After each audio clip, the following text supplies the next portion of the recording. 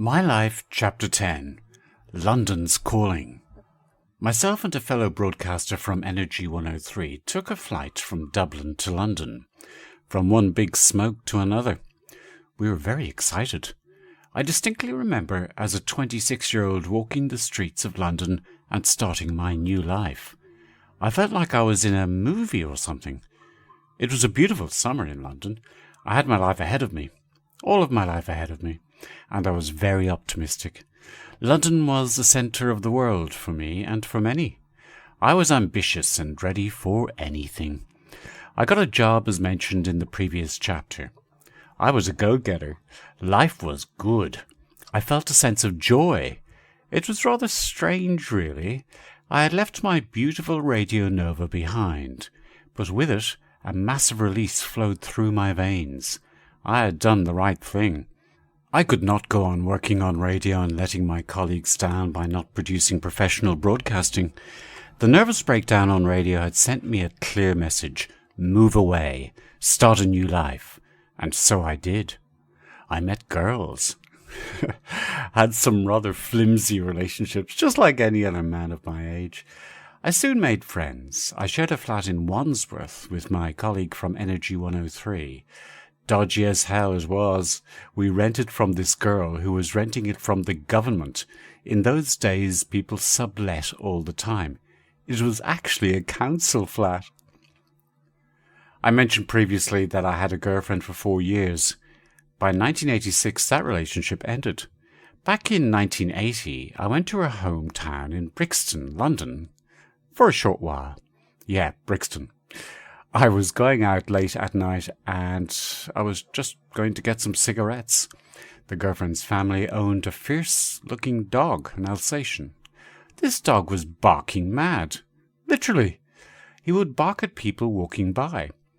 But it soon dawned on me that he was only barking at black people. I asked my girlfriend Sue why this was. She said he probably hated black people because they were the ones who probably broke into their family home. Of course, we don't really know if that's the truth. If the dog was racist, we had no proof of it. So here I am, looking at a so-called racist dog. Go figure. I was actually there for the Brixton riots. You remember them? Never a dull moment in Brixton town. Back to 1987 now. At this time, there was a GFC. Yep, a global financial crisis. I think it was the first real financial scare since 1929. I selfishly did not pay much attention to it. I mean, it didn't affect me. I had a job, no mortgage, no other outgoings. Truthfully, despite being a newsreader in my previous life, I really didn't understand it. Summer was fading, and so was my enthusiasm. If you were a rich person in London, well, it was a fantastic place. If you were poor, like me, it could be a hellhole. Thatcherism was rife. The Iron Lady did not support poor people. It's fair to say she took Britain out of the political carnage of the 1970s when becoming Prime Minister in 1979. There had been massive strikes across Britain. There was talk of a 3-day working week. You only got paid for the 3 days, though. The oil crisis in the 70s didn't help.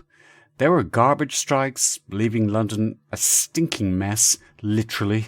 There were power strikes. Britain was in a bad state altogether. Thatcher came in and cleaned up that mess. Well, kind of. There was a price to pay. The 80s was a time of indulgence. Thatcher didn't care much about education. She incentivized young people to go into trading, the share market.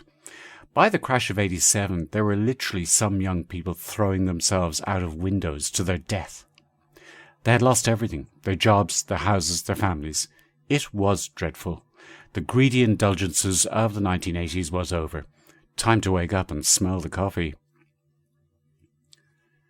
While all this was happening, I moved into a share house in London. This was very common at the time. I had my bedroom and shared the kitchen and bathroom with about 7 other people. I lived in the East End, a suburb called Leytonstone. It was a pretty drab place. No offence to people from Leytonstone. I'm sure it's better now. I hated this whole business of London. At this stage, I was starting work at 6 a.m. So I had to take a tube at 5 a.m. into central London. The tube was packed at 5 a.m. Squashed in like sardines, I shuffled my way into Covent Garden to do my boring job. I started becoming very dispirited. It was winter, and one of very much discontent, and I was miserable, really. Thatcher was looking down at me like the poor person I was. I met lots of people, though. In fact, friends from Dublin also moved to London. It was a done thing at the time. Not a new thing either. The Irish had been fleeing to Britain for over a century or more. Back in the day, there would be signs in the windows of pubs in America, no blacks or Irish. I believe they were nefarious types.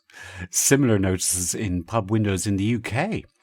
But by the time I got there in 87, many Irish people had become quite prominent and wealthy. The stigma was falling away. One of the most famous people was broadcaster Terry Wogan. Sadly, he has now passed away, but it could be said that he was probably the most successful broadcaster of his time in Britain. Truth be said, I had fun times in London, but mostly I was miserable. I couldn't go back to Ireland. Well, truth is I could have, but I simply didn't want to. Going backwards was not my style. In 1988, things were changing in the broadcast situation back in Ireland. A new broadcast bill was penned and passed through the Dáil, that's the Irish Parliament. The pirate stations around the Republic of Ireland were ordered to close. There were hundreds of them. Anyone could apply for a broadcast licence, literally anyone. Chris Carey from the Great Radio Nova did. Himself and Sybil Fennell, who was his partner and also head of news on Radio Nova, did their presentation, and I gotta say, they did a fantastic job too. However, there was no way they were going to get a Dublin radio licence. Nova was far ahead of anything else on the air, and the powers that be were afraid they would be so successful again that the competition would fall away. They should have been scared. Very scared. I was lost in London. I didn't really know what to do with my life. I felt like I was at a dead end. I could not even afford to go out to dinner, for goodness sake. I did manage to find the money for cigarettes and beer, though. I drank quite heavily. I was pissed off at my miserable life there. It was a city full of anguish. Prime Minister Margaret Thatcher would later start banging on about the poll tax.